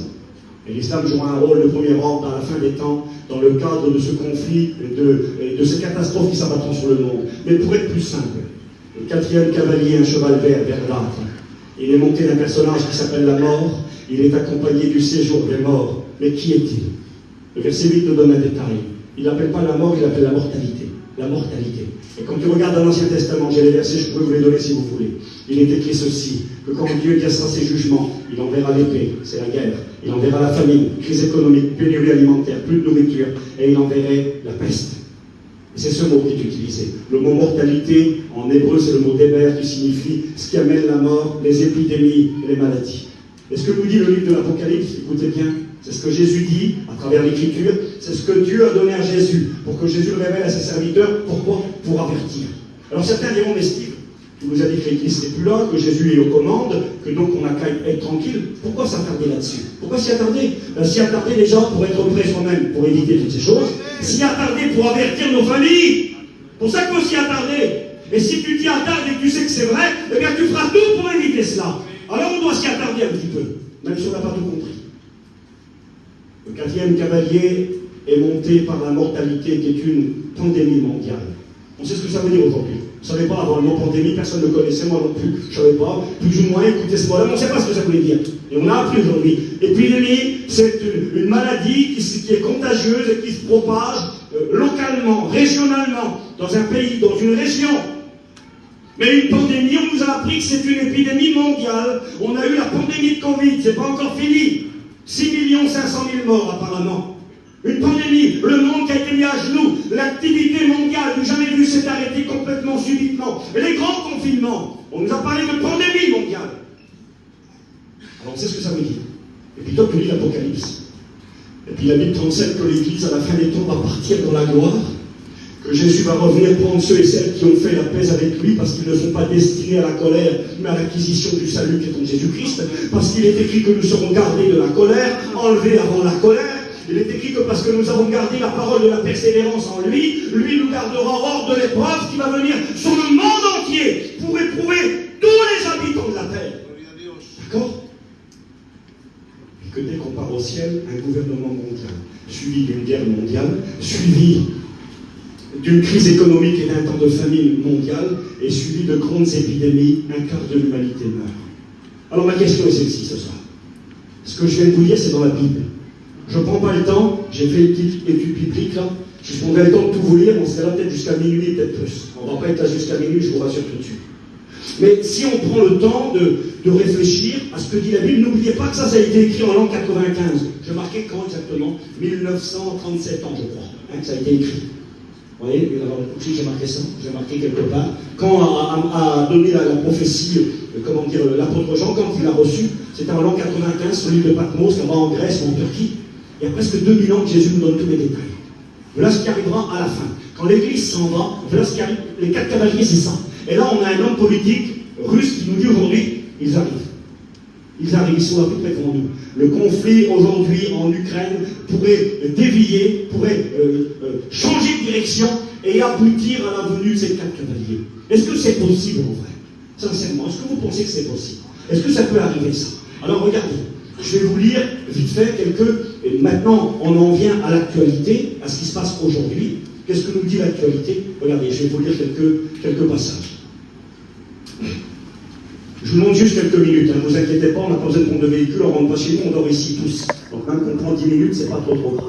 Alors, regardez, est-ce que c'est possible que l'on ait dans un avenir très proche un gouvernement mondial? Est-ce que c'est possible?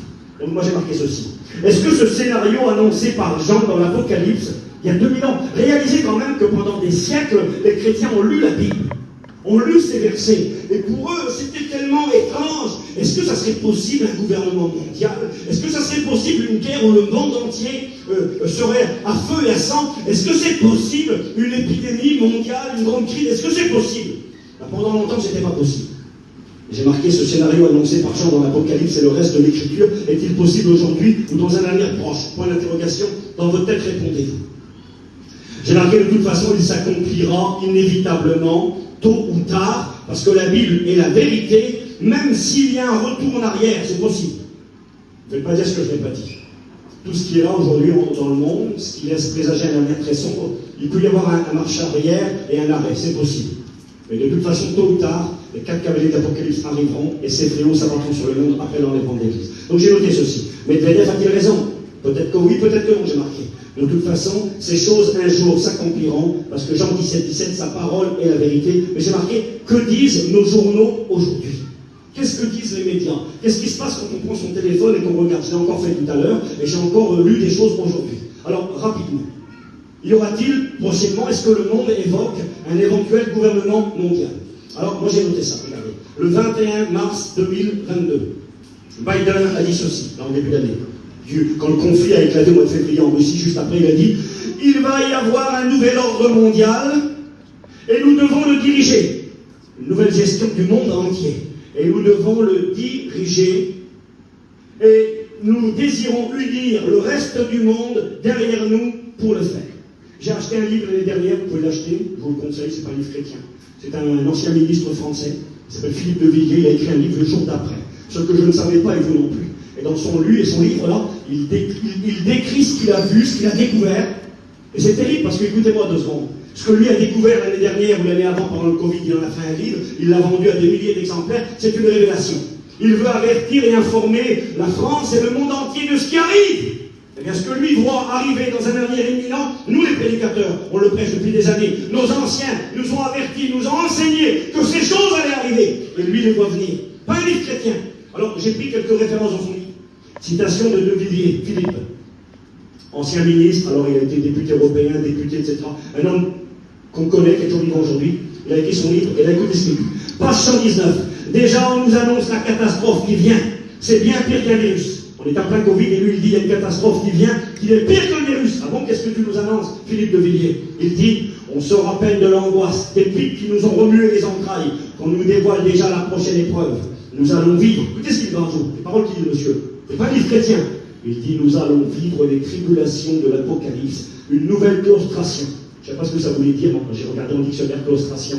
C'est être cloîtré, enfermé dans une prison sans pouvoir en sortir. Il est en train de dire, le monsieur, nous allons vivre les tribulations de l'Apocalypse, on va être mis comme dans une prison, un lieu dont on ne peut plus sortir, nous attend, et il est écrit, nous attendent, et nous la prédisons comme imminente, on nous y prépare déjà. Il dira, page 209, eux, ceux qui nous dirigent, ils imposent une gouvernance mondiale avec des puissances privées Alors, il parle Big Data, c'est Internet, informatique, Big Pharma, Big Finance. La machine avance. Il compare le gouvernement mondial qui vient à une machine. Il dit, la machine avance. Et nous la regardons qui arrive sur nous. Elle pourrait nous broyer. C'est pour cela que j'ai voulu sonner le tocsin. Le tocsin, c'est quand on fait sonner tous les sirènes d'alarme et puis les cloches des églises quand la guerre commence. Il dit, c'est pour cela que j'ai voulu sonner le tocsin. Et j'ai écrit ce livre avec une plume de feu, la peur au ventre, afin de réveiller les consciences. Je sais que c'est la fin d'un monde. J'ai vu un petit monde se défaire et sombrer en 30 ans. À la page 62-63, il cite un homme qui s'appelle Jacques Attali, et il dit « L'histoire nous apprend que l'humanité n'évolue significativement que quand elle a vraiment peur. La pandémie qui commence, 2020-2021, 2 ans en arrière, pourrait déclencher une de ces peurs structurantes, c'est-à-dire qui façonne. On devra mettre en place une police mondiale, un stockage mondial et donc une fiscalité mondiale. On en viendra alors beaucoup plus vite que nous l'aurait permis la seule raison économique à mettre en place les bases d'un véritable gouvernement mondial. Nous sommes en route pour une gouvernance planétaire comme si tout était déjà préparé. Donc dans ces livres, ces hommes politiques, ils sont en train de dire, eh bien c'est un gouvernement mondial qui va à grande vitesse comme une machine qui va nous broyer. Et le gardien dit même de son livre, il dit nous allons vivre les tribulations de l'Apocalypse. Il dit le grand serpent biblique va gagner. Moi je voudrais répondre à ce monsieur-là, je voudrais lui répondre à De Villiers. Écoute, De Villiers, t'es gentil, ça c'est ta vision, tu ne connais pas Jésus, nous on connaît Jésus. Le serpent biblique ne va pas gagner, nous n'allons pas vivre les tribulations de l'Apocalypse, mais nous allons bientôt partir dans la gloire parce que le Christ est venu. C'est ce que le monde attend. Alors, je sais que c'est dur à être attentionné, j'ai noté ici des références de certains hommes. Un homme qui s'appelle Michel Rocard, c'était un ancien ministre de la France aussi, sénateur, député européen, président d'un groupe d'hommes. Il a créé en 2012 une association qui s'appelle le Collégium International. Et il a écrit un livre. Le livre Léon me l'a offert dans une mission. Le Collégium International, le monde n'a plus de temps à perdre. C'était en 2012. Appel pour une gouvernance mondiale solidaire et responsable. Il a créé une association en France. Des hommes politiques qui ont dirigé le monde. J'ai ici leur nom, je les ai notés. Le nom de ces gens-là. Tous des hommes très importants. Et puis écoutez ce qu'il dit, M. Rocard, à l'époque. Il dit le temps est venu où notre activité met en péril les conditions nécessaires à la vie. La consommation des ressources, la pollution, la menace de la stabilité du climat fait ainsi peser une menace mortelle à terme pour notre espèce et pour la vie. Pour toutes ces raisons, nous acceptons qu'une autorité soit mise en place, nous renonçons à notre souveraineté et nous acceptons un gouvernement mondial. Aujourd'hui, l'humanité est en danger, sa survie à l'échelle de plusieurs générations est menacée. Il faut mettre en place, il dira, il est temps d'agir pour instaurer un gouvernement mondial digne de ce nom. Il importe de transformer le droit international. Et puis c'est signé, j'ai noté les noms, donc je ne vous dis pas tout ça. Mais les grands hommes politiques sont en train de dire on n'a pas le choix, on n'a pas le choix, on n'a pas le choix. Le Covid aussi a accéléré les choses. Les gens disent qu'il faut un gouvernement mondial. Donc j'arrête avec ça. Je vous cite David Rockefeller. Nous arrivons à l'émergence d'une transformation mondiale. Tout ce dont nous avons besoin, c'est d'une crise majeure. Et le peuple acceptera un gouvernement mondial. C'est quelque chose qui est évident et que le monde attend pour solutionner les problèmes de l'humanité. Ça arrive. Donc j'arrête avec ça. Vous voyez, j'ai plein de pages, mais je ne vous les dis pas. J'aurais voulu vous parler de la guerre, de ce qui se passe aujourd'hui en Russie, vite fait, en Ukraine. Actualité, j'ai marqué actualité journaux. Je ne dirai pas tout ça, je suis là. Le lundi 13 juin 2022, selon le Times, le chef adjoint de la sécurité nationale de la Russie, c'est ce qu'on a lu, annonce que les cavaliers d'Apocalypse sont déjà en route. 21 septembre 2012, la Russie mobilise 300 000 réservistes et dit que si leur pays est menacé, elle utilisera tous les moyens à sa disposition pour se protéger, y compris les armes nucléaires, et que ce n'est pas du bluff. Septembre 2022, le risque d'une troisième guerre mondiale a doublé en 6 mois, non seulement à cause du conflit russe-Ukraine, mais à cause d'un éventuel conflit entre la Chine et Taïwan. Le 29 septembre, c'est tout près de nous là, il y a 1 mois en arrière, il y a 1 mois et demi, il y a 15 jours, écoutez bien. Medvedev dit, la Russie a le droit d'utiliser l'arme nucléaire sans demander d'autorisation à personne, ce n'est pas du bluff, pareil. Le vendredi 30 septembre, inaugure une nouvelle phase du conflit. Discours de Poutine. Il entend transformer la guerre régionale qu'il a déclenchée en conflit mondial. Il rappelle qu'il n'exclut pas l'usage des armes nucléaires. Il annonce un hiver terrible, économiquement et énergétiquement. Le 30 septembre 2022, l'ancienne chancelière allemande Angela Merkel a exhorté les Européens à prendre au sérieux le chantage nucléaire de Poutine.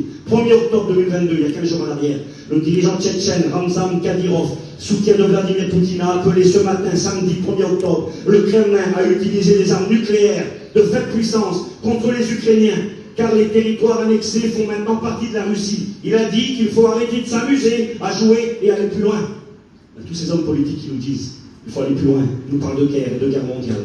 Regardez, j'ai noté ça. C'est vraiment très très important. Là, j'ai un monsieur, là, oui, j'ai pris ses articles de presse, ils sont là dans ma petite note, les articles de presse. Écoutez ce qu'il dit, monsieur. Il dit ça. Le 30 septembre, à la télévision russe, sur la chaîne NTV, le commentateur politique Maxime Youssine a déclaré que l'ours nucléaire, il parle de la Russie, ne pouvait pas perdre la guerre sans emporter le reste du monde avec lui. Il dira, nous sommes piégés dans une spirale et je ne trouve pas un seul scénario pour sortir de cette crise. Les gens devraient vivre, qu'est-ce qu'il dit monsieur? Il a tort, mais c'est sa pensée à lui. Il dit les gens devraient vivre leur dernier jour ou leur dernière semaine normalement. Peut-être que c'est tout ce qu'il nous reste à vivre. Ça serait dommage d'être pessimiste pour nos derniers jours sur Terre. Il parle de derniers jours, c'est comme ça qu'il voit. Il pense qu'une puissance nucléaire ne peut pas endurer une défaite comme la Russie. Qu'un ours gravement blessé ne peut pas sortir de sa tanière pour mourir lentement. Mais un ours avec des missiles nucléaires ne peut pas mourir lentement. Il invite l'humanité à profiter de ces derniers jours avant l'apocalypse nucléaire. Et puis tous les jours on écoute. J'ai regardé encore tout à l'heure là. L'UE, 13 octobre, il y a 2 jours en arrière ou hier, menace Moscou d'une frappe si puissante que l'armée russe sera anéantie en cas de recours à l'arme nucléaire. Parole, j'ai marqué, de Joseph Borrell, chef de la diplomatie européenne. Il a dit, comme la Russie, nous ne bluffons pas. Et on a tous les hommes du monde qui sont en train de dire aujourd'hui, on va au-devant d'une guerre nucléaire, on va au-devant d'une guerre mondiale, on ne bluffe pas, c'est la direction qui est prise, on ne sait pas comment s'en sortir. Certains disent c'est les derniers jours, c'est les dernières semaines. Je ne sais pas si c'est vrai, mais c'est possible. Si Jésus revient ce soir nous chercher. Le gouvernement mondial, combien de temps pour mettre en place? Combien de temps? Il a dit Jacques Attali, il faut 24 heures. Il a dit nous avons le moyen, nous avons l'armée, nous avons l'OTAN, nous avons le système économique, nous avons le Fonds monétaire international, nous avons le tribunal international. Il dit il faut 24 heures pour mettre en place le gouvernement mondial. Effectivement, 24 heures. Si l'Église part ce soir, demain soir, il y a un gouvernement mondial qui est mis en place. On nous parle de guerre mondiale. J'ai ici les rapports de journaux. Je n'ai pas le temps de tout lire, vous l'avez compris. Peut-il y avoir une crise économique dans les semaines et les mois qui viennent? Peut-il y avoir? Est-ce que c'est normal d'aller à la pompe et d'attendre 3 quarts d'heure pour mettre 5 litres d'essence? Est-ce que c'est normal d'attendre 2 heures? Est-ce que c'est normal de dire, quand tu vas mettre du gasoil, va là-bas, il est pas cher, il est à 1,60 € le litre? Est-ce que c'est normal ça? Quand il est passé à 1,50 € il y a 2 ans en arrière, les gilets jaunes ils ont tout brûlé à Paris. Et là il est à 1,70 €, il est à 2 €, personne ne dit rien. Regardez, j'ai ici des rapports. Le troisième cavalier, la famine, crise économique, est-elle possible? Nous constatons tous déjà une augmentation énorme, folle et conséquente du coût de la vie. Augmentation du prix de la nourriture, de l'énergie, du carburant, de l'EDF, du gaz. Ce n'est que le début. Est-ce que c'est vrai ça? Allez 200 € faire les commissions.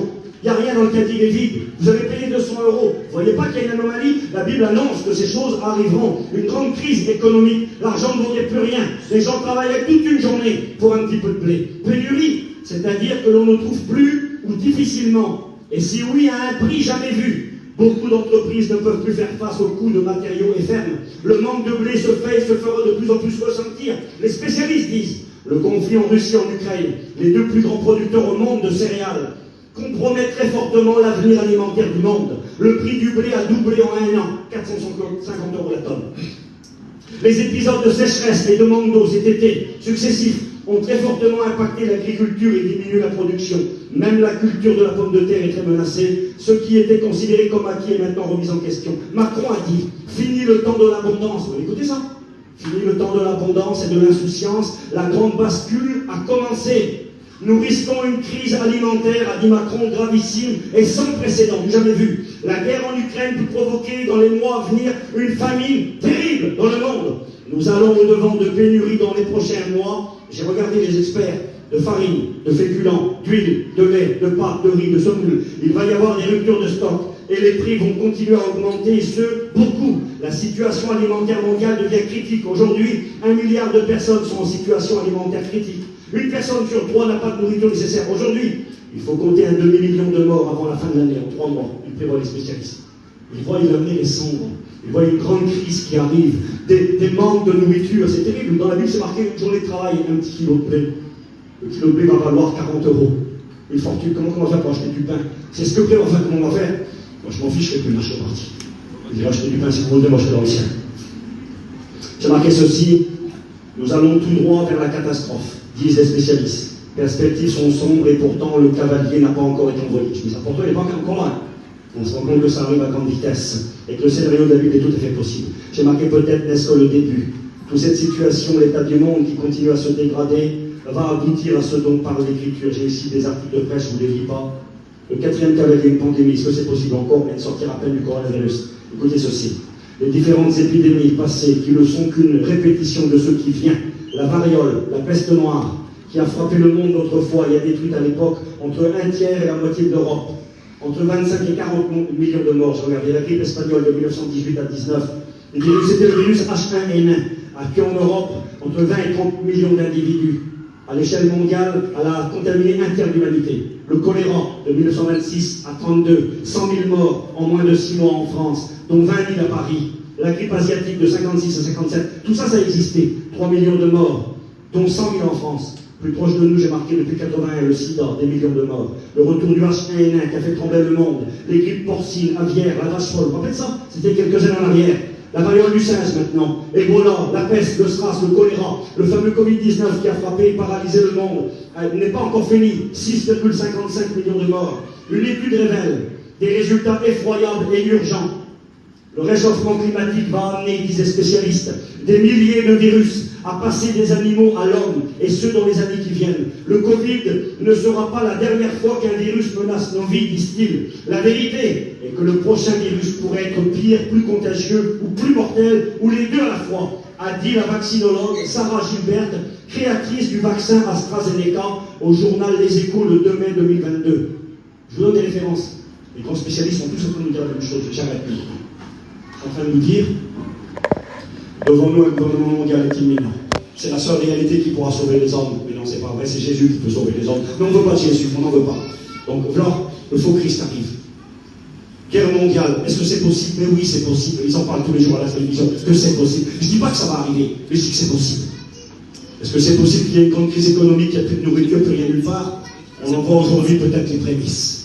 Est-ce que c'est possible demain que des épidémies contaminent le monde et fassent mourir les hommes et qu'un quart de l'humanité disparaisse? Ça, c'est le scénario de la Bible. Aujourd'hui, je regarde les journaux, je regarde la télévision, et on m'annonce guerre, gouvernement mondial, épidémie, famine, crise économique. La Bible a dit ça il y a 2000 ans en arrière. Vous savez ce que je crois, moi, sincèrement? Je crois sincèrement et de tout mon cœur, celui qui doit venir arrive. Que ces 4 cavaliers, bien c'est possible qu'ils arrivent. Que le monde a peur et que le monde tremble. Eh bien, le Seigneur Jésus m'a dit à moi, puis il vous le dit à vous ce soir. Quand vous verrez ces choses arriver, je vous ai tout annoncé d'avance. Ne soyez pas surpris, ne soyez pas étonnés. Je ne suis pas étonné, je ne suis pas surpris. N'ayez pas peur que vos cœurs ne se troublent pas ni ne s'arment pas. Pourquoi? Eh bien, quand ces choses commenceront à arriver, vous savez ce que vous allez faire, vous? Vous êtes avec moi, on finit tout de suite. Vous allez lever votre tête. Amen. Pourquoi faire Jésus alors? Pour affronter tout cela? Non, pas du tout. Vous allez lever votre tête parce que votre délivrance, elle sera imminente. Alors peut-être que les 4 cavaliers d'Apocalypse arrivent. C'est fort possible. Moi, je crois que c'est très très possible. Je le crois. Maintenant, je vais être prudent. Je ne dis pas que c'est le cas. Il peut y avoir un mieux, une accalmie, c'est possible. Mais tôt ou tard, ça arrivera inévitablement. Mais ce que je sais, c'est qu'aujourd'hui, ce scénario de la Bible, il est devant moi. Je sais qu'il est possible. Et si c'est celui dont parle l'Écriture, ben, ça veut simplement vous dire à vous et à moi. On va baisser nos têtes maintenant. Ça veut simplement vous dire à vous et à moi ben, qu'on peut partir très vite au ciel. Et la question est celle-ci. Les têtes sont baissées, s'il vous plaît, un instant. La question est celle-ci. Est-ce que tu es prêt? Qui vas-tu rencontrer? Le Christ ou l'Antéchrist? Où vas-tu aller? Au ciel ou rester sur la terre? On a nos têtes baissées, on est pensé, s'il vous plaît. Je regardais en France aujourd'hui, les marchands de bunkers font fortune. Les gens ont peur. Ils veulent construire des bunkers chez eux. Il y a un maire de France, à côté de Bordeaux, là-bas à Bègue, il a demandé à Emmanuel Macron de donner des cachets de iode à tous les Français. Parce qu'il a peur qu'une bombe atomique explose et puis que les gens attrapent des cancers de la glande thyroïde. Les gens prennent ça avec beaucoup de sérieux. Et je sais à qui je m'adresse ce soir. Les gitans, les voyageurs, les roms, les marmouches, qui ne s'intéressent pas tellement à tout ça. Vous croyez que la tempête va passer, qu'il va s'arranger? On se rend compte simplement quand on va au magasin qu'il y a des articles qui manquent. On se rend compte que le gasoil vaut cher, on ne sait pas si on pourra se déplacer. On calcule juste pour aujourd'hui. J'aimerais vous dire, ouvrez vos yeux. Ces 4 cavaliers d'Apocalypse, c'est peut-être eux qui arrivent à grande vitesse sur le monde. Là, s'ils arrivent, ça veut dire que nous, on va partir. Ce soir, est-ce que tu es prêt pour rencontrer le Christ? Non mais sérieusement, nos têtes sont baissées, la mienne aussi. Est-ce que tu es prêt pour le rencontrer? Ce message t'a été adressé, ce n'est pas pour faire peur à personne. C'est pour te dire, sois prêt, mon frère. Sois prêt, ma soeur. Reste prêt. Mets-les à tout ton côté, vis pour ton Dieu. Prends des décisions dans ce séminaire et repars prêt pour rencontrer le Christ. Le frère nous a partagé ce témoignage hier, les têtes sont baissées. Sa femme, elle était endormie et elle a prophétisé. Elle a dit, je viens bientôt. Ma main est sur la poignée. Et le frère serviteur a réveillé sa femme et lui a dit, qu'est-ce que tu as dit? Elle a dit, je ne sais pas. Il lui a dit, tu as prophétisé. Oui, je le crois. La main est sur la poignée, il arrive. Il veut te prendre avec lui rétrograde, reviens vite à la maison du Père. Reviens converti, t'es pas un fou, réalise la véracité de l'Écriture, réalise l'exactitude de la Bible. Jésus revient, il veut te prendre avec lui. Fais la paix avec le Seigneur. Donne-lui ta vie, reviens à lui. Travaille pour lui, chrétien. Travaille pour lui, chrétienne. On va être enlevé bientôt. Bien, soyons enlevés en donnant du pain, nous l'avons écouté aujourd'hui, à ceux qui nous entourent. On prie le Seigneur, s'il vous plaît. Seigneur, je te rends grâce. Je te dis merci pour cette soirée. Merci pour le partage de ta parole. Ta parole nous rend intelligents et nous ouvre les yeux. Bon, Seigneur, mes frères, mes sœurs, mes amis qui sont là, que ce message soit un moyen de réflexion, un moyen de se réveiller, un moyen de prendre conscience de à quelle heure nous sommes à l'horloge. Comme l'a rappelé ce matin, Guana, c'est les derniers instants. Tu viens nous chercher. Garde-nous, garde ma vie dans tes mains. Aide-moi à être fidèle. Aide-moi à travailler pour toi. Je veux être debout quand la trompette retentira. Être prêt pour recevoir mon héritage. Je ne veux pas être endormi. Je ne veux pas être loin de toi. Je ne veux pas être serviteur méchant. Je veux être serviteur bon et fidèle. À qui tu diras, rentre dans la joie de ton maître. Alors je te demande de bénir nos cœurs. Je te demande de bénir nos vies à chacun. Que ce séminaire soit un moyen de prendre des vraies décisions, de remettre les pendules à l'heure et de travailler pour toi. Jésus, je loue ton nom. On avait prié pour l'Église. Que Dieu soit béni. On prie avec toi dans le Seigneur. Seigneur, je veux te rendre grâce. Merci pour la connaissance de la parole de Dieu. C'est toi qui donnes l'intelligence aux hommes. Et tu avertis par les hommes. Tu parles tantôt d'une manière et tantôt d'une autre. Oui, il y a un danger. Stop. On doit réfléchir. On ne doit plus marcher comme avant. On doit prendre des résolutions. Et ta parole le dit. À tes résolutions répondra le succès. Seigneur, le succès de la vie de mes frères, de mes sœurs, combien de problèmes, combien de pleurs, combien de craintes. Tu parles tantôt d'une manière et tantôt d'une autre. Et ce soir, tu as parlé. Tu as parlé cet après-midi. Tu as parlé ce matin. Seigneur, maintenant, par le Saint-Esprit, Seigneur, ça vient d'en haut. Combien t'aimes ton peuple. Tu avertis ton peuple. Quel amour que tu as. La gloire, Seigneur. Quel amour. Je sens ta présence. Oui, amen. Ta présence est grandiose. Merci à Dieu. Merci à Dieu. Et je le dis. Stop.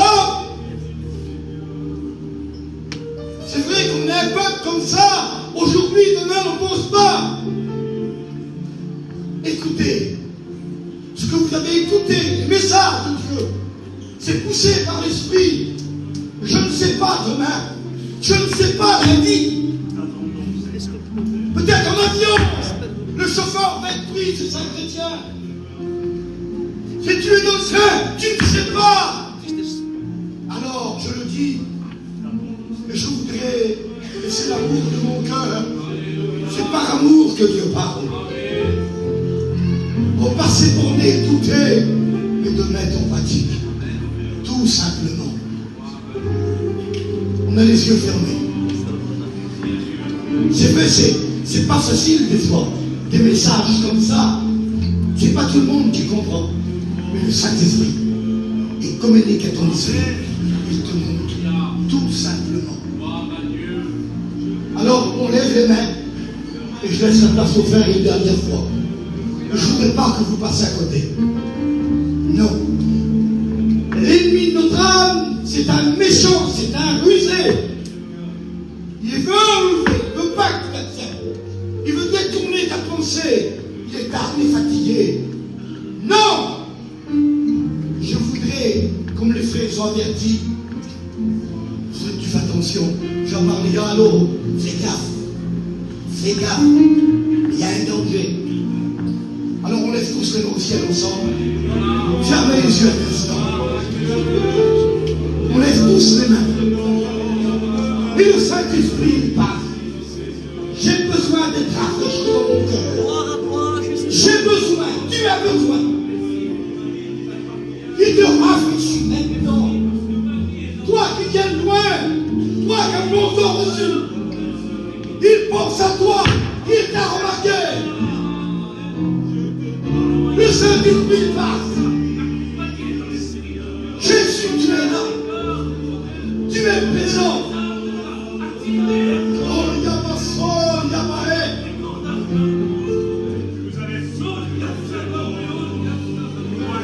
Divine tout le Seigneur. Oh, le Seigneur. Oh, Yamaso, Yamae. Nous te glorifions, nous te louons. Parce que Alléluia. qui s'est parlé au cœur, aux vies. Et le message de l'évangile touche les vies de là. En cette Merci, soirée, rappelle de notre grâce. Merci. Dans celui qui ne t'appartient pas. Envahis Merci. ta présence au nom de Jésus. Alléluia. Merci de ta grâce. Merci de ta grâce, Débla. Touche les cœurs au salut, au Saint-Esprit. fais-le, Débla, dans ta grâce. Parce que tu reviens chercher ton église. Et tu veux qu'un plus grand nombre vienne à la connaissance de la vérité. Modèle, quel tu boutis. Merci, Raya. Alléluia. Il veut te cribler comme le froment. Tu es criblé. Tu es venu là, il t'accompagne. Et tu omiettes. Tout périt autour de toi. Et là, par le Saint-Esprit, Dieu t'avertit. Tout le monde a les yeux fermés. Il y a un foyer ce soir. Tu as comploté avec ta femme. Tu as dit, si tu ne parles pas, je ne sais pas ce qu'on va faire. Tout le monde a les yeux fermés. Et le foyer le sait ce soir. Je ne vais pas te faire venir devant, mais Dieu t'a remarqué.